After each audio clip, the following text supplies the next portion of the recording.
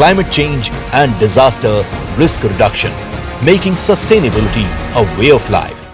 This is a wonderful opportunity for the youth of today to voice their concerns, understand them better, and even take a step towards reforms. Today's speakers are also a part of today's youth. So this is a chance for all of us to learn from experts whom we can relate to and who can understand us as well. I encourage you all to reflect upon the sessions, prepare your questions and views, and take a step towards change. Thank you. Good morning, ladies and gentlemen. I welcome you all to the Y20 Consultation 2023. I am Shreya Mukherjee, a first-year MBA student from Symbiosis Institute of Business Management, Pune. We are delighted to have you all here for the prestigious Y20 Consultation under India's G20 Presidency this year. A forum such as the Y20 gives the youth of today and the leaders of tomorrow an opportunity to reflect upon key matters that will shape our collective future. There are 5 major themes under the Y20 Summit 2023, and in today's consultation, we will be focusing on 2 themes. The first being peace building and reconciliation, ushering in an era of no war, and the second will be future of work, Industry 4.0, innovation, and 21st century skills. Keeping these themes in mind, a lineup of 6 enriching sessions have been carefully curated with panels comprising some of the young achievers, distinguished thinkers, and eminent individuals from across G20 countries and the world. I hope that you make the most of these sessions and take home a bundle of thoughts and engage in further fruitful discussions.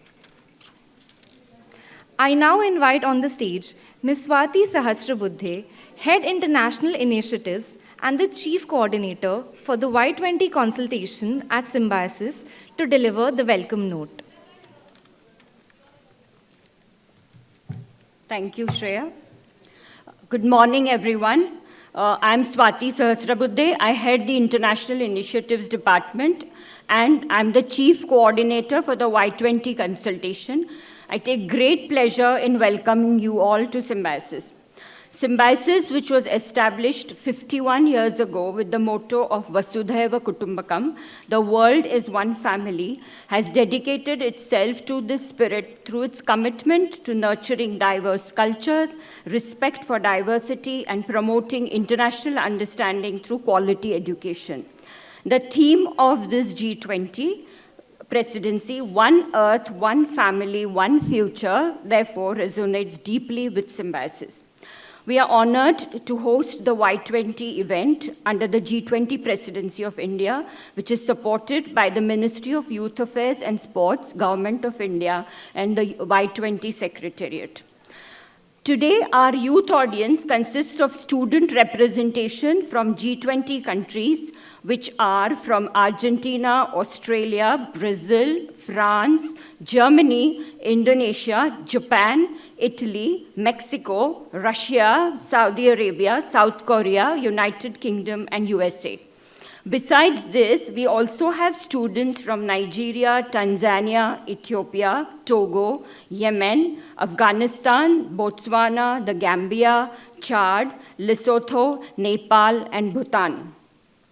We also have winners of various poster, essay, poetry, photography competitions held on the themes at Symbiosis Institutes, which were open for all students across India. We have 72 students who are winners of competitions held across 36 districts by the State Department of Higher Education. We are also very happy that we have students from colleges in Pune, from Modern, MIT, Abbasab Garware, Ferguson, MES, Gokhale Institute of Politics, and Naurozji Wadia. We welcome all of you here. As part of the build-up events, we have been conducting seminars like the Symbiosis Waste Resource Management with other Poonawalla Clean City Initiative and the Climate Reality Project conducted the International Youth and Sustainability Festival 2023. Yashasvi 2023, a 3-day series of leadership talks and panel discussions was conducted by the Symbiosis Center for Management and Human Resource Development.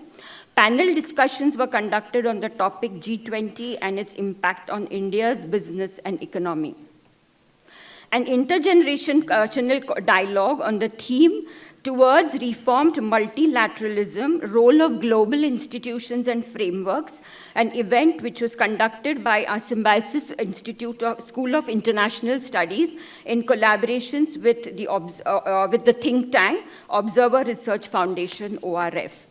The Press Information Bureau, National Film Development Corporation, and Symbiosis Institute of Media Communication conducted a workshop for 22 girl students, which ended yesterday, on mobile filmmaking, which was conducted for students from more than 5 villages through the Symbiosis Community Outreach Center.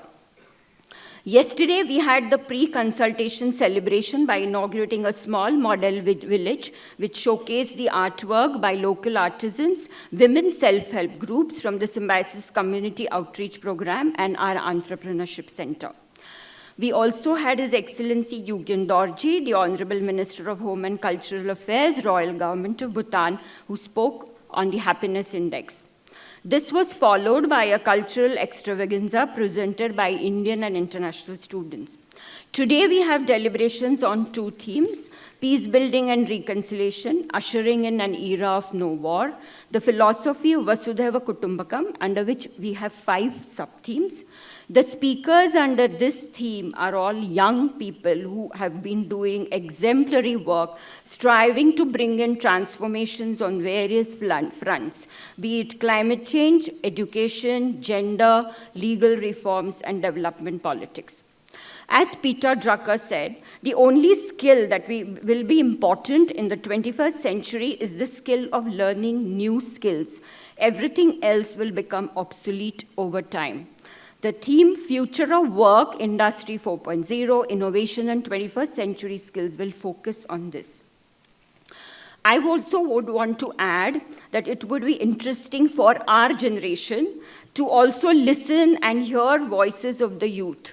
We hope today is going to be an enriching and engaging experience, and also an interactive one, which involves sharing experiences, expressing concerns, and appreciating the work done by all the youth here. The outcome of these deliberations would be compiled and submitted to the Ministry of Youth Affairs and Sports, which will give a definitive direction in making youth-centric policies. Another request to all of you, this is regarding the lunch arrangements. Participants from Government of Maharashtra, students from Symbiosis Institutes will have lunch in the Symbiosis mess, where when you start moving out, please turn to the left and then go right towards the fountain. There will be buses that will be waiting there. Maharashtra सरकारने depute केलेल्या विद्यार्थ्यांनी Symbiosis आणि सिम्बायसिसच्या मुलामुलींनी इथून बाहेर पडल्यावर वळायचं आहे आणि खाली फाउंटनच्या इथे जायचं आहे. तिकडे बसेस आहेत आणि तिकडे मेसमध्ये तुमची फूडची अरेंजमेंट केलेली आहे. त्यामुळे प्लीज लवकर या, कारण आपल्याला खूप थीम्स इथे करायच्या आहेत. All international students, delegates with yellow badges will go to the canteen, where when you exit, you turn to the left to the model village and go straight down. There is a big pandal. All speakers, special invitees, and all the directors will, of course, move to the convention hall just across the auditorium for lunch. Thank you so much, and I'm going to hand over to Shreya. Thank you so much, ma'am. I now invite Duke back to introduce the first theme of the session. Thank you, Shreya. Ladies and gentlemen, it is my pleasure to commence with the first session of the Y20 Consultation 2023 on the topic of climate change. As we gather here today, we are confronted by the sobering reality that our planet is facing a global phenomena. Rising temperatures, melting glaciers, and extreme weather patterns are only some of the alarming signs of the extreme change that is going on. The consequences of inaction could be potentially catastrophic. And to further explore this global issue in depth, we're honored to have with us a panel of experts on the field, and I request you all to kindly come up on stage. Mr. Priyadarshan Sahasrabudhe, climate change expert and founder at Chakrakar Lifestyle Solutions Private Limited. Dr. Bala Ramani, elected member of the Hanover City Council and spokesperson for climate change and environmental protection, Germany. We can keep the round of applause going, please. Mr. Lobsang Wangtak, and glacier and water conservationist and co-founder of Navikarana Trust, Ladakh, India. Along with them, we have the moderator for the discussion, Dr. Gurudas Nulkar, professor and director of Center of Sustainable Development, Gokhale Institute of Politics and Economics, Pune. Dr. Gurudas, sir, the stage is all yours. Thank you so much. I'm glad to be here back in Symbiosis and with an extremely eclectic young panel with me. We hope to have some very interesting conversations around, the issue which is hounding us. In the history of mankind, we have had a couple of times where there was a global problem, there was a global challenge. In the 14th century, we had the bubonic plague, where almost about 75 to 80 million people all across the globe were killed. Very recently, we have faced the COVID pandemic, which has also, resulted in millions of deaths all across. Now, these are what we could call as global problems, because they have not left any country alone. They have not, left the rich, the poor, the Hindus, the Christians, the Muslims. None of us have been saved from that. Fortunately, in both of these kind of problems, we have known the face of the enemy. We could see the enemy. One of the predators was the plague. The other one in the recent times was the coronavirus. But very silently over the last couple of 100 years, especially the last 200 to 300 years, there's been a global problem which is on the rise. Very recently, we have been able to isolate and identify that problem. Unfortunately, that problem does not have a face. There is no predator here. This is the problem of the climate change that we are talking about. The problem with climate change is that there is no external agency, there is no external organism which is trying to overpower our species. Ironically, it is our species which is giving rise to this global problem. And if that is the case, then we have huge hope that we ourselves have the solution in our hand. We have to look innovatively, we have to look beyond the usual things, and we will see the solution that we can overcome this global challenge. Unfortunately, when the topic of climate change comes up, many of us are spectators. We would like to listen to what are the challenges, what are the actions, so on and so forth. And we believe that it has a lot to do with administration, with governance, with policymakers, with somebody other than us. It's not about us, but it's about somebody else who can manage the climate change problem. And that would be the farthest from the truth. Because in reality, every one of us, each one of us in this room, in your houses, in your own friend circle, has got something which they can contribute to improving the situation of the global climate change. And luckily, with us today on the stage, we have three very young people from across the globe, so to say, who have been actually the stewards of enticing, of inciting, of influencing action on the ground. I would like you all to welcome Dr. Bala, Priyadarshan, and Lobsang Wangtak. So Dr. Bala is from Germany, and he's been in Germany for the last 22 years. He's an elected representative of the German Socialist Party. Priyadarshan is a very young engineer from Pune who's been working in the field of renewable energy. And Lobsang Wangtak is from Ladakh, the Trans-Himalayas, extremely fragile ecosystem in our country. And I'm going to request each one of them to start off the session by saying a few things about what they are doing. So requesting Dr. Bala to start his. Thank you, Gurudas. Good morning, vanakkam, namaste. Very happy to be here. Namaste. Thanks to the host institution, Symbiosis, and host country, India, for taking this huge responsibility and the timely responsibility, because at the end of the day, the outcomes, I strongly believe and trust, is going to be a milestone in many of the themes, but especially the theme we are speaking about, the climate action. Myself, very briefly, a marine biologist by education. Did my research on climate change and the understanding the climate change, and then founded an organization called Young Professionals Platform for Agriculture Research for Development, which is part of the United Nations, and around 170 countries part of it. And currently an active politician, first Indian origin, Hannover City Council member elected in Germany. I sincerely hope this will open the doors for many more from the diaspora to take up this. Currently, my role is as a spokesperson for climate change and environmental protection, also for the party. We are trying to see what concrete measures we can take to reach the goal that we have set ourselves to make the city of Hanover climate neutral by 2030. 26 to 30, that's our range.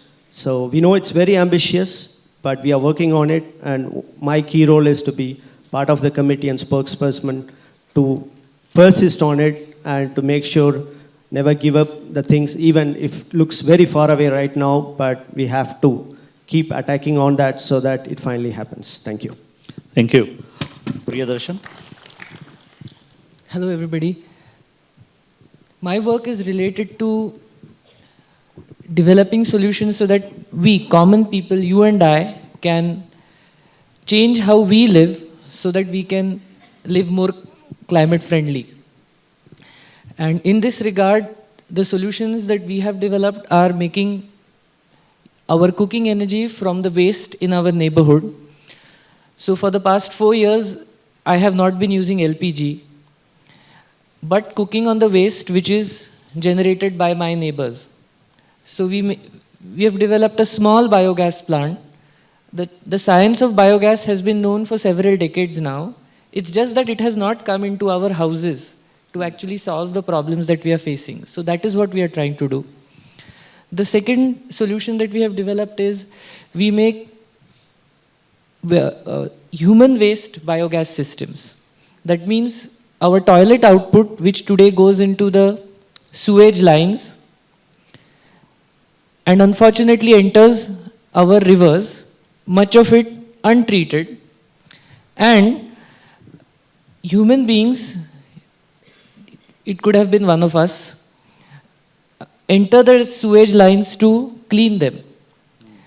And accidents happen and some of them lose their lives. This is the way in 21st century we are managing our waste, human waste, wherein in fact it can also, energy can be harnessed from it also, and the liquid is actually water which can be directly used for our gardens, for growing, for irrigating. So that's the second solution we have developed. And the approach with which we are working is, fortunately, I got exposed to this idea of systems change. So we study the system in which the problem exists and the different stakeholders which are connected to that problem. So in the case of waste management, the biggest stakeholders are the sanitation workers. In my city, for example, people, human beings again, it could have been one of us, collect waste from our houses. However, neither do they make a decent living, nor do they have respect in society. So we work with them and we skill them, train them to operate small biogas plants. By this change, they become energy suppliers rather than being just sanitation workers. So my cooking energy did not come 2,000 kilometers away from, say, the Gulf from where we import LPG, but it came from 100 meters of my house and it was supplied to me by the sanitation worker in my neighborhood, who now earned the value of the gas that they supplied to me, which is 10 times of what they would earn had they simply collected waste from my house. So this is a livelihood-oriented approach to waste management. I think that's very interesting. So moving from energy to water, Lobsang.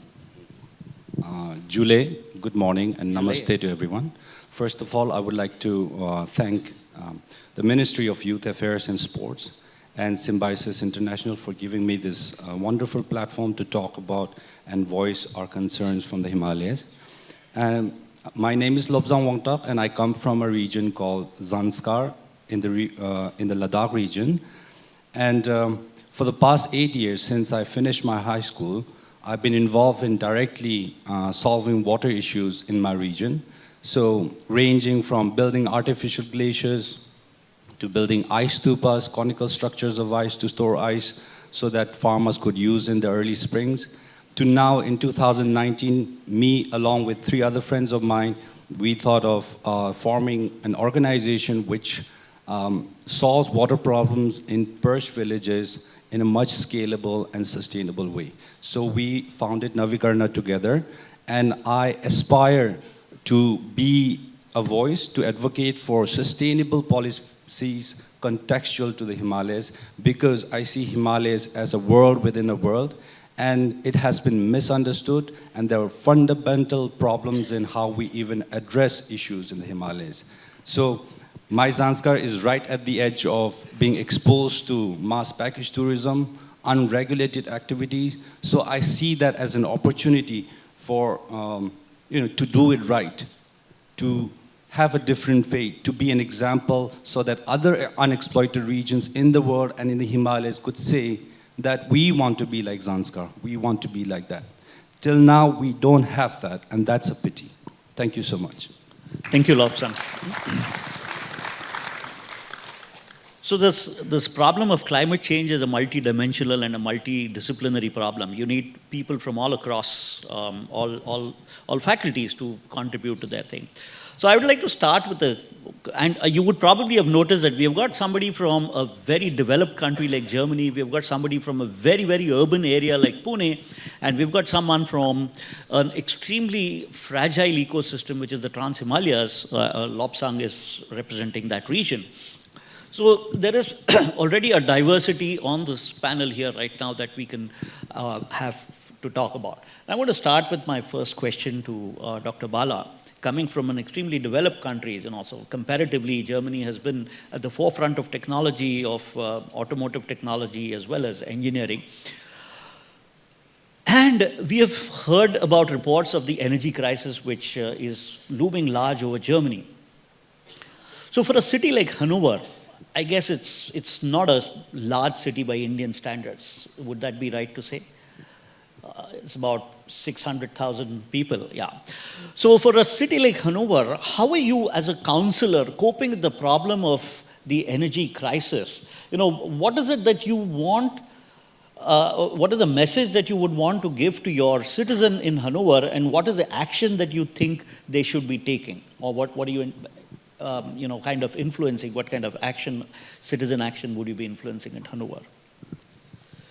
Thank you. What we understood from the crisis is the world is connected than ever. So I think this was, let's say, it was a fairy tale, and the generation of mine, let's say, later generation, we have never seen such kind of a crisis after the World War. So they all grew up in peace, in complete peace. When I say that, it's a very strong statement. You should think about what happened in the World War, and then after that, the Europe has never seen. Of course, during the Balkans. Yeah. But as Germany. So it's a complete shock for the whole country, and to say the continental Europe, when the war broke out. And it affected overnight. When I say that on 24th of February last year, when it happened, overnight there was fear, there was insecurity, and there was kind of knowing nothing. They do not know what to do. especially the elder generation who were part of the war themselves, still who are living. And for them, they had nightmares. They could not sleep. Psychologically, they were disturbed that their memories went back, that whether those situations will come back again. Wow. So that's something is still not over, that I want to make it very clear. Though we have moved on, 1 year has happened. And that's when the people realized also in my city that we are not here alone and the planet is so connected, and when such thing happens, overnight, you don't have your sunflower oil, right? You do not know what about the gas for minus 10 degrees that's going to happen. So you never thought about those things. You thought that everything is taken care of my whole lifetime. No, my dear friends. Every day our action is going to determine not only us, but also the people whom we would never see in our life, but living thousands of kilometers away. That's what yesterday His Excellency Home and Cultural Minister of Bhutan said very nicely. As a G20 country, Bhutan is not sitting on the table. But whatever you are discussing, whatever you are contemplating, what is the outcome that's going to come, that's going to affect their country and also many countries ahead who are not. That's what we have to keep in mind always. It's not about me, my home. Yes, you have to start, but then you need to always think somewhere somebody is getting affected by this so-called respectless use of resources and the exploitation of resources to the core of the greed of the human being. So that's what we understood and what we are trying to do in Hanover, coming to the point. We realize that we are getting hotter summers. And I am 22 years now in Germany. In the last years, 35 degrees. That's something Germany has never happened. So we are going to, and we have very less rain. That means even we are thinking about saving water. Dear ladies and gentlemen, that's never something that you would have thought about in a country like that. And that's also this complete paradigm shift of looking at the resources. So we are looking at recycling in a much more higher standards, that recycled water can be used as drinking water. Still it has not happened. We have come to 97%. We want to make it 100% so that we can use it. And with respect to the energy, we are going for so-called green hydrogen. But it's a very far dream. Lot of aspects has to be taken into, and I know India also has its policy out, and Germany also has. But still, we are working on it as city, how we can look at to that. But what we are also doing is completely using e-mobility vehicles for our administration. And we want to completely equip our buildings with photovoltaic so that we are using only that energy. And we want to have our all lampposts with the LED and the electricity coming from renewable. So as Germany per se, we are alone 70-80%. But we still have 20% more. And we do not want to go back. That's one point I want to mention. We said we want to come out of the atomic power generation. But still, I want to make it that this crisis had made sure 1 or 2 plants which was about to be shut has to be extended. The security, energy security has gone to that extent when political parties across the spectrum in Germany said, we don't want atomic power anymore, but then they have to revert. Even the Green Party here say, though it is not my party, but still I want to point out, they were very strong in that they themselves have to come back. So I want to point out that and end this. So as city, we are very conscious about it, and we are looking not only us, but what we do there should be a role model for the world cities also that can follow, and we can be best practice. Thank you. Absolutely. Thank you so much. I think, so what we hear from what Bala just said is that climate change is an operational problem today. It's causing issues in governance and administration, right? And the thing that comes to my mind after you were talking about Germany and energy is what in economics is called as the resource curse. Countries which are endowed with a lot of resources have historically used them very frivolously. without noticing their impacts and the externalities, the negative externalities which have caused. And Germany is a country which has been endowed with water. You know, you don't have a seasonal rainfall like India. In India, we have 4 months of rain. So your very pointed point about the water conservation and reuse of grey water is something which is completely shocking for a country like Germany, which has got rains all across the time. So moving to you, Priyadarshan. So you've been working on the aspect of using renewable energy within your neighborhood. That's the big part of your renewable energy part. A lot of times we hear about solar energy, which is universal. It's a global public good and everybody is equally bestowed with sunlight. But it's the waste that we are creating that you're trying to convert into that, and through that you're wanting the citizen to get into action, right? Climate action. We would like to know some of the challenges which you face from two sides. One is from consumers, who probably think it's a huge drudgery to get into the biomass business and make your own gas and stuff like that. Why am I going to make my gas? One is the consumer side. And second is from the administration or the policymaker side. What are the kind of challenges that you face every day and how are you trying to solve them? Well, like you rightly mentioned, from the consumer side, in cities, we are the people with luxury to cook on LPG. And the luxury has, I think, peaked in the sense that you book your cylinder and it comes within 24 hours. You would be surprised to know that since I don't use LPG, I end up getting the cylinder even without booking it.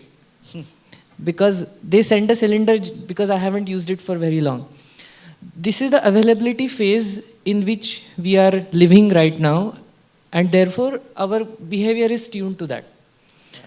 Now, this is one challenge, the fact that people perceive it as an energy solution. So what we do is we project it as a waste management solution. So the approach that I want to share here is that where the problem begins, where we feel the problem exists, the entrepreneur begins his or her journey from there.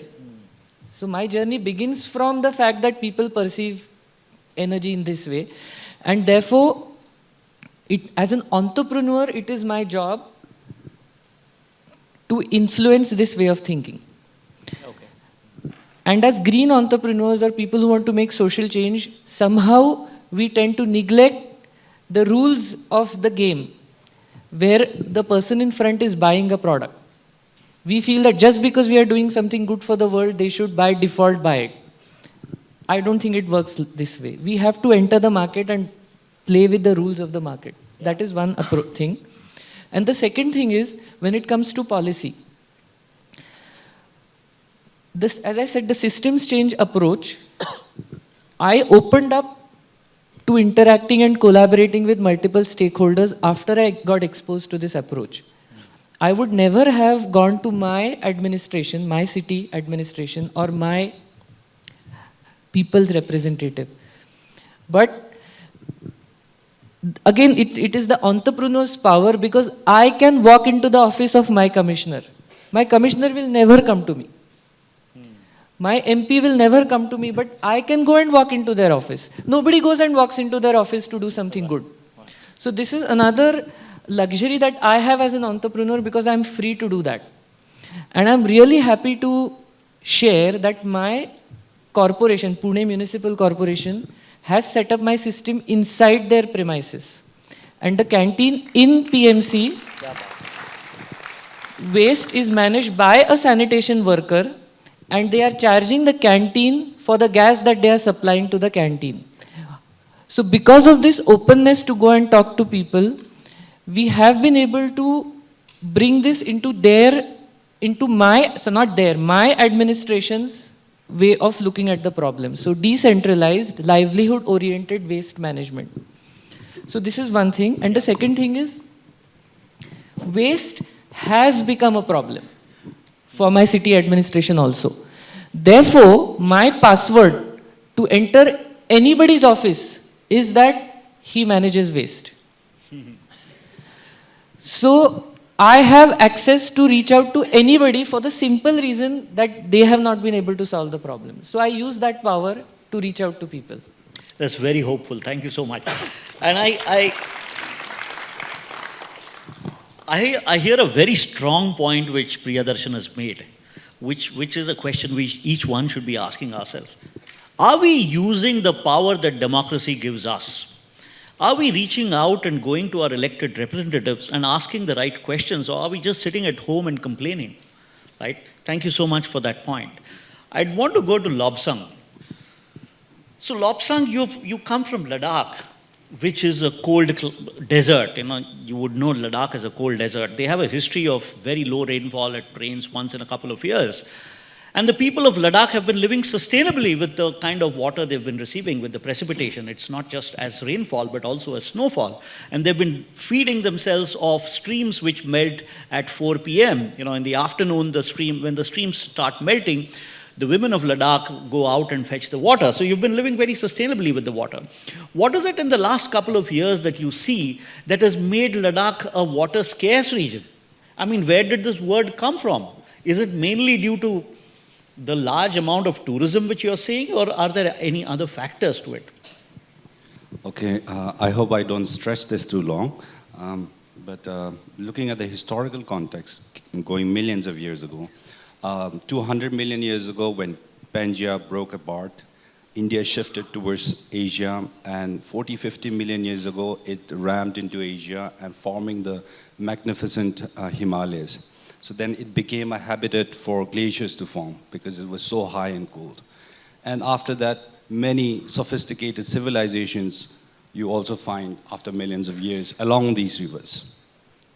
And apart from that, when humans started settling in these mountains, it became a tapestry of traditional knowledge, sacred knowledge, that is to say, the close relationship and harmony with nature. So in the higher altitude Himalayas, and if you go, there is a belief system. The cosmology that they believe in is there are celestial beings, there are us who are on the earth as physical beings, and underneath the ground or in water there are other spirits. So a harmony between these three realms is very important for a harmonious relationship and harmonious growth of that settlement, of that civilization. So, because of these glaciers forming in these high mountains, I would like to distinguish, there are two types of glaciers. When we seem to talk about melting glaciers, we seem to talk about only large glaciers. And seeing annually this many meters have receded, but it doesn't give you an actual picture of what's really happening. So one is the larger glaciers, which are few kilometers in length. And there are traditional glaciers, which all of these villages are dependent on for generations, for centuries. So the growth of population was hindered not because there were not enough land. There's ample amount of land. If you go to Ladakh today, you would see acres, hundreds of acres of land just lying barren. It is not the availability of land that has stopped the population to grow, but it was the management of that little melt from these traditional glaciers that come into the villages. And what happens? In the early spring, you usually depend on the snowfall, precipitation in the form of snow in the winters, and then during the peak summers, in the month of June, July, and August, that's when the actual glacier, traditional glaciers start melting because it's so high up. So to maintain that, you have policing in the villages. So you have water chiefs who is responsible to manage that, responsible to resolve disputes. So that glacier melt is collected in a reservoir above the village and is distributed among houses on a rotational basis. So in my village, every day there are 7 families who had to share that water. So what has happened in the past 20 years? It's very disheartening. So I would like to distinguish it between the rural areas of Ladakh and the few cities. So in the cities, in the past 20 years, there has been a boom in package tourism. Number of people going into these isolated places has suddenly exponentially grown 300%. What has happened is there has been a shift in the usage of water. So earlier you were dependent on surface water, and it's been almost about 15 years that these cities are entirely depend on the groundwater. So it has become a matter of switching on a light, switching on a button. Like in the cities, you will have your borewell connected to a switch, you will turn it on. Earlier, these chiefs in the villages were also responsible for doing rituals to not contaminate water. Even if you were going to build a house, before putting an axe in the ground, you need to ask for permission. There are certain calendars, certain dates where you can start these things. So people's connection with nature, people's connection with water has gone down. There's no respect, there's no mutual respect for these resources. Apart from that, in the rural areas, because these traditional glaciers, for the past 1 to 2 decades, the precipitation has significantly declined, so there's no accumulation on these glaciers. And temperatures has been rising, so you can imagine 1 degree Celsius rise of temperature in that high altitude, right where the freshwater reserves are. It clears away 100 meters of ice, snow. So because this elevation, the snow lines are receding further up, it doesn't become warm enough for the villages to receive water during the crucial period in the month of end of April or May. Then because on top of that, precipitation has also receded, you can't depend on the snowfall anymore. So luckily, fortunately, in a space like Ladakh, in the past 2 decades, you have already local people trying to adapt. So first generation adaptation was building artificial glaciers. So stopping the velocity of the water at a higher altitude to let it freeze so that this little window in April and May, you suffice that need from storing that water. And then 5 years ago, another technique, again innovated in Ladakh by Mr. Sonam Wangtak, to build conical structures of ice because it has less surface area, so it takes longer to melt. But personally, I don't see this as solutions. These are band-aids to something very severe. Because these techniques are still dependent on the traditional glacier. What happens after 10 years when they recede, when they disappear? Mm-hmm. You can't create these. The ultimate solution is to go towards impact on policy level, understanding fundamental problems. How I see situations is very bleak, but there's still hope. That's why we're involved in this, and I see a brighter side to it too if we are united. Thank you. Thank you so much. So the point I hear Lobsang is trying to make is that there was wisdom in traditional wisdom, right? And it was a highly decentralized approach towards managing natural resources, and it's all about managing natural history of the human history has been about managing natural resources. Those of you who have not read a book, I would seriously recommend you to read a book called Ancient Wisdoms by Helena Nordberg. It's an absolutely wonderful book written about Ladakh. Helena wrote this book, I think, in the 70s or so, and she lived in Ladakh for a very long time. And she talks about how traditional wisdom has been seeing the people of Ladakh through the crises, multiple crises which they've had. So now moving on from awareness about climate into action, and there's a huge gap between what one knows and how one behaves. I know about climate, but I don't behave in a climate-friendly manner. So I would like to start off by asking Dr. Bala this question. Do you see this gap in a rather homogeneous, relatively more homogeneous society where, the level of incomes, the level of education is pretty much similar compared to India?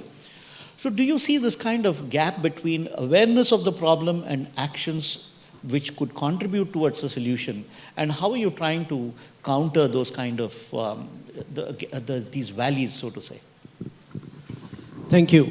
As a lawmaker, the biggest challenge is to make sure that the policy you frame reaches common man, women's door, that they understand.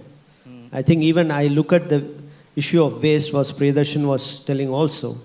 It's not that we are not conscious about it, but whether practically every day we are, whatever our actions are, whether we are implementing it. That's the question. And also in a developed country like Germany, it's the biggest challenge. The policy making itself is so complex in the councils and in the parliaments that you debate, you come upon, and any policy paper, it's not easy for a common man and women to really understand what it is in it. But rather than the awareness, that you bring it to a simple text and simple activity, simple action and simple public campaign so that they understand what this policy means for me day to day. Okay. Unless you don't do that, then your policy is doomed to fail from the day one. Thanks. Yeah, I think that's a very valid point. You know, how do you communicate to the kind of people? So, Priyadarshan, my question to you is this. You know, a large part of your time, I'm sure you must have spent in making people aware that there are renewable resources available within your home which can be converted into energy. Now, how do you get them into action? You know, what is that magic potion that you need to feed your customers so that they move from knowing the problem into, investing in the solution, so to say? I think we have to use the rules of the game that all businesses use. Sorry, all? Businesses use to encourage, to create a customer for themselves.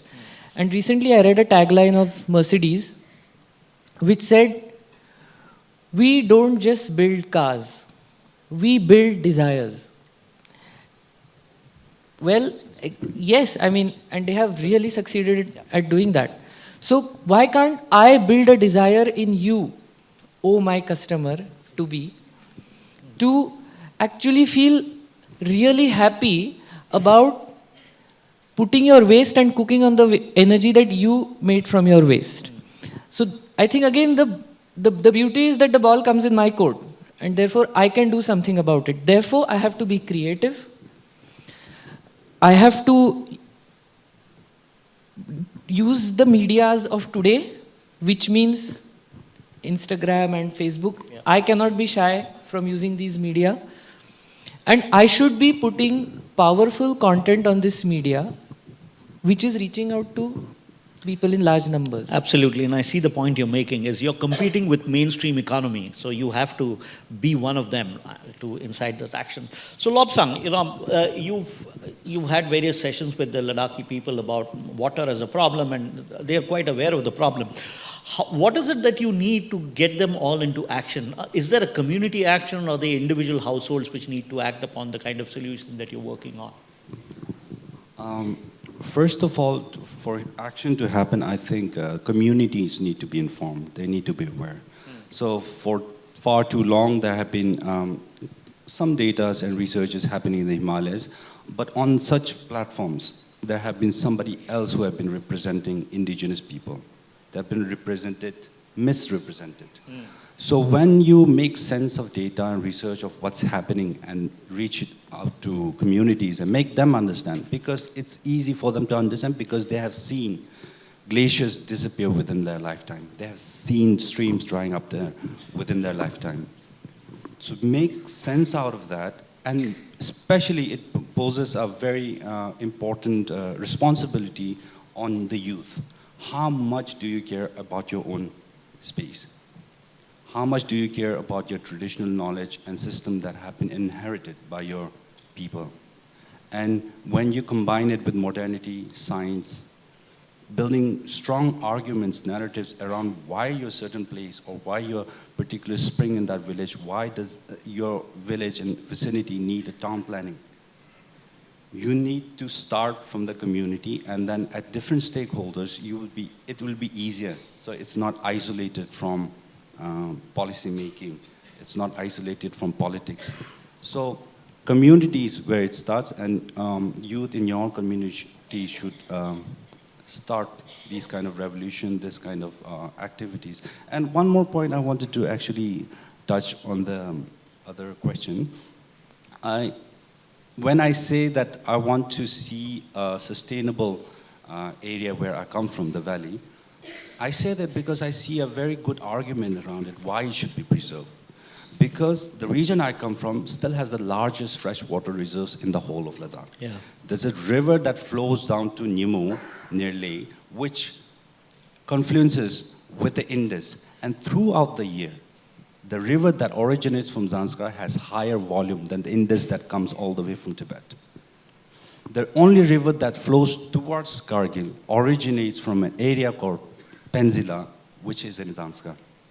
There's a huge tributary that flows from Shinkula towards Himachal that joins with Satluj at the end, originates from Zanskar. So when I say that, the Himalayan glaciers are providing food and sources of life for 1.7 billion people downstream. The whole monsoon in the plains of India, Indian subcontinent, exists because of that barrier in the Himalayas. The reason you're able to grow nutritious food in the plains of India is because of the minerals that are brought by these rivers down. Yeah. And I see these Himalayas as the head of the earth. And if we don't take care of it, if you don't put a helmet on it, Yeah.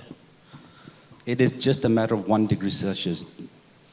The difference between ice and water is just 1 degree Celsius. You can imagine 1.5 degrees Celsius rise in temperature globally means almost 3 degrees Celsius rise in a place where there is ice. So it's going to be disastrous. Thank you. Absolutely. I think that's a point well made. Nobody in the world is insulated from what happens in the Himalaya. Absolutely nobody. You know, it's everybody's business what goes on in the Himalaya. And some of the very interesting rivers in the Himalaya especially, and in India, so to say. So we are coming to the conclusion of the session. I would like to take a couple of questions from the audience. So if you could quickly raise your hands. Yes, I see one person. Yeah, go ahead. Do we have a mic which goes around?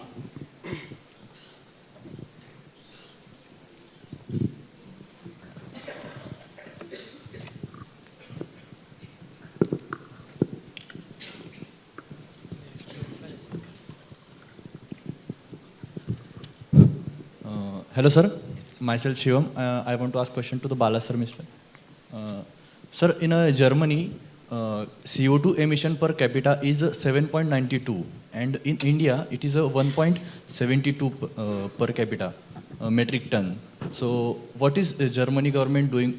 Is it any policy to reduce the carbon emission numbers that India can also implement in India?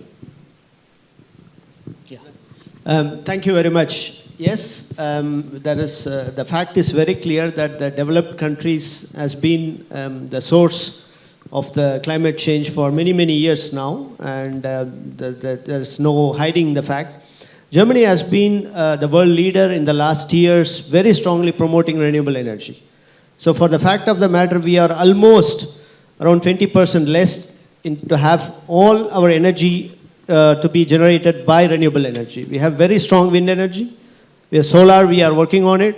And with green hydrogen policy, which is in a very fast mode, I think we are leading the world, and we will continue to work on it. And so I suppose, and I'm very strongly, at least I can speak for my party and for the city council, that we are working very strongly for the city. It doesn't matter, but also for Germany. It's a very, very strongly we are working so that it could be some of the activities could be taken up also by India. And just a last point, India and Germany, scientifically, they are cooperating like no other country in the world. Yeah. So technology-wise, the strongest partners for India and also strongest partner for Germany is India, India and Germany. Thank you. Yeah, thanks, Bala. I'm just going to put a rejoinder to what he said, and it's there's a very important thing you need to know about per capita. You know, anything per capita, especially emissions per capita, matter to the economist. For the planet, it's aggregate which matters. So what is the collective carbon emissions of humanity is what is going to change the global climate. Finally, we're not getting to nitpicking into what's your per capita and my per capita. Yeah, so, yeah. Yeah, the lady here in front. Yes, please. Good morning, everyone present here. So my name is Preeti, and I have a very simple question being an economics student. Okay, am I audible? Yeah. Yeah, I have a very simple question being an economics student. As sir said, that increase in temperature causes 3%, increase in water levels because ice melts, right? So sir, this year, like from past 45 years, it has been the least amount of ice in Antarctica. This year it was recorded, right? One side we have such problems, and on the other side, as consumers, like why would I choose any resource which is not, use a resource which is, I would like to prefer a resource which is cheaper, which lasts longer to me, which costs less amount, and is less of effort for me. And sadly, like elements like plastic, they exist because of that criteria, because of that thinking of the consumers. So my question is to Priyadarshan sir, how do we challenge these thoughts? Like as Bala sir said, are people really aware? Do they really understand? So how do we challenge this? Like we have a global situation, we have a global problem, but everything boils down to, is it? Yeah, we got the question. So Okay. Priyadarshan, would you like to? So educating consumers, I believe, is a part of any change maker. If we see a consumer as a part of our solution. So I think it has got to do with creating the communication, the desires in the consumers to make these shifts, and also making it easy for them. For example, in the case of biogas, how we try to apply it. So your own waste can give you about 15 to 20% of your cooking gas. Not all of it. So, but how do we fill this gap? So we started working with sanitation workers, and now we are telling you, all you got to do is you have to set up your system. The sanitation worker will operate it for you. You don't have to worry. You only use the cooking gas and pay for it. So we have to come up with options so that life becomes easy for my customers, so that they make a choice to make the shift. Right. Thanks. Yeah, okay. The lady here. We've already got a lot of questions from that side. Yes, please. Namaste. As a philosophy of Vasudhaiva Kutumbakam, I want to uproot the policies that India has been working and proposed. Our Honorable Prime Minister of India, Narendra Modi, proposed the one nation, one grid policy on a global level. As its India grid is connected as wide area synchronous grid, normally running at 50 Hz, okay? I want to ask a question to Bala sir. Before that, I just want to give some background study of the policy. There are also synchronous interconnections to Bhutan, likewise Bangladesh, Myanmar and Nepal, and underseas interconnections to Sri Lanka has also been proposed. As a policy maker in your country, what's your stake on one nation, one grid policy? Thank you. First of all, we are very thankful that the G20 host country, India, has had this tagline. So that's what I just briefly at the start said. Germany has awakened its consciousness and conscience after 24th February 2022, to put it correct, the fact-wise. We are no more living alone. We cannot solve our problems alone, and we are interdependent than any other country in the world. As the motor engine of Europe, unless we do well, the Europe is not going to do well. That means then it has its repercussions all over the world. So yes, we need to think beyond, and this tagline fits not only to Germany, to everyone across the table in any policy dialogues, in any matter of climate action. Unless it is thought universally in climate change, you can never achieve where we are all speaking about every second counts. Thank you. Yeah, thanks. So we've had a lot of questions from students. Anybody from the faculty would like to ask? Yes, Dr. Mohammed. It's a very good morning to all. It's very good panels, water, energy, politics and society. All the four component of this panel. I have a lot of questions, but my question is from the Priyadarshan. What he mentioned in the beginning of the session, he is focusing on the toilet water and another waste to energy. I also very worry about the toilet water because the untreated toilet water is contaminating the groundwater table hugely, and it's big problem. Jitna wo solve nahi kar raha, and it's creating huge problem to the groundwater. And waste to energy is a huge scope for the India. But we are working since last 20 to 40 years on the biogas plant. The biogas production efficiency of the garbage is not very good. So do you think it's like lack of deep scientific research in the area, and how can we improve that? I would just like to correct that food waste gives more energy than animal gobar or dung, animal waste. So in fact, food waste is a better input for a biogas system. Point number one.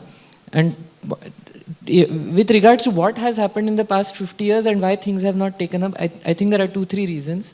One, in the gobar gas technology, the user was not the customer. The customer was government and the user was the farmer. Yeah. So the system was not designed for the user, it was designed for the customer, which was the government. Point number two, there was no mechanism for service after the system starts to operate, because that customer-supply relationship had not been established. That was point number two. And point number three is about perception. While the urbanites are using LPG, it is aspirationally the direction to go towards for the rural person. So the aspiration management was also one of the issue.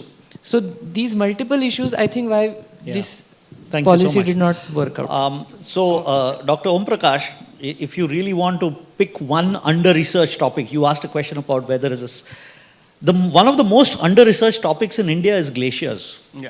We have over 50,000 glaciers in the Hindu Kush Himalayas, and very little research has gone on that. We really don't know what kind of water storage capacity, melt rate, flow rates. We have none of that data, and it's very important that we get that data. Okay, so we have about 4 minutes left for this panel, and I would like to conclude by asking each one of the panelists, what were 1 or 2 action points from your side that you would want to make a recommendation to this panel? We have bureaucrats, we have politicians, we have academia, we have students, future citizens of India sitting in this room. So there is something which we can actually influence. So what is it that each one of you, maybe 1 or 2 sentences, we have about 4 minutes. Thank you. The first point is give respect and ear to the youth. They have the idea for the future. Number 2, make sure renewable energy is going to be the key if you want to make any change and bring development in the climate change. Number 3, don't think that your house alone is important, but just think the world is important, because your house has to be good only if the world is going to be good. Thank you.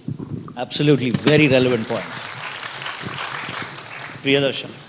I think the future lifestyle is about small, decentral and localized action. And the most powerful stakeholders in this are common people to whom solutions will be provided by entrepreneurial spirit. So my sort of saying to the policymakers is support small, decentralized, localized action, and you divert your policy to support that rather than big interventions. Right. Thank you so much. And while he was talking, I just recalled an excellent book, very small book, and again, you should read it. It's Small is Beautiful, Economics as If People Mattered. That's the full title of the book by Ernest F. Schumacher. Lobsang? I see that there's total disregard for water systems in the country and in the world. And I would like to see a panel which seriously takes up sustainable contextual policies in the Himalaya and make it an emergency. And second thing, today in the Himalayas, what's matter more is not what's happening at global scale, but what we do within that fragile ecosystem. And everything needs to be regulated. If we don't understand water, we have chaotic town plannings. We contaminate underground water that cannot be, retreated again. So water, glaciers, glaciers, glaciers, that's where the answer lies, glaciers. Thank you. Thank you so much. I think we are concluding. Bala has one closing remark I would like to say, all the students here and the young people here, please be brave. Please say what you think. Don't be fearful. Only then the real ideas will come into the world. Because what you think might be the solution, but unless you say loud, it's going to be wasted. So please don't do that. Anywhere in your home, to your parents, to your teachers, to your college, in the streets, please say what you think. Don't be fearful for anything. Nothing can happen, and you are going to be the future. Thank you. Thank you so much.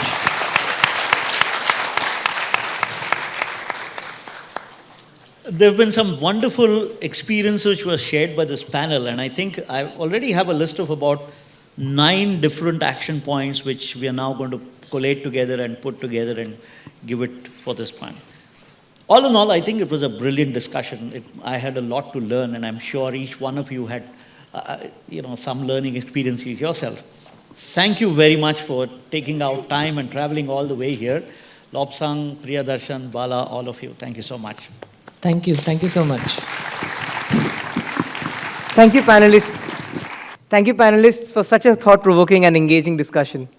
Your views and ideas on how action requires awareness and support, the role of individual behaviors and decentralized initiatives, and changes in consumption patterns, and the inaction and the huge impact of inaction on human lives was very thought-provoking and illuminating to all of us.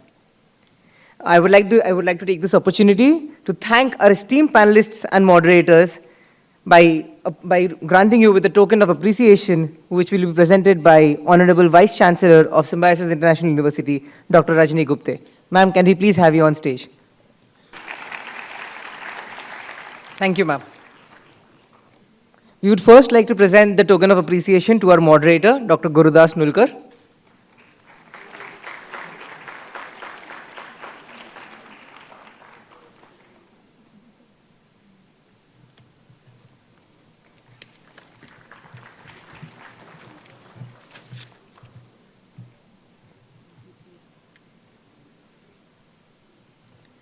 Next, we would like to present it to Dr. Bala Ramani.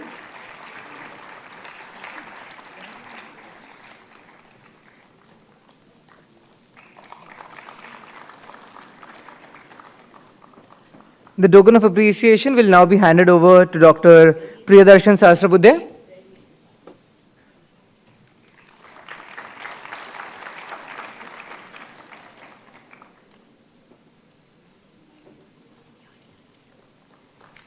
And finally, to Mr. Lobsang Wangtak.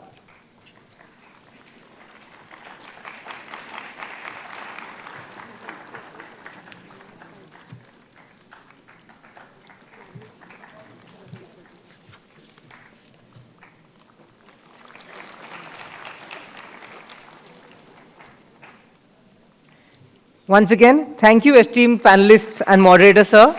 Ma'am, please stay back. And I would request all the panelists to please step forward for a group photograph.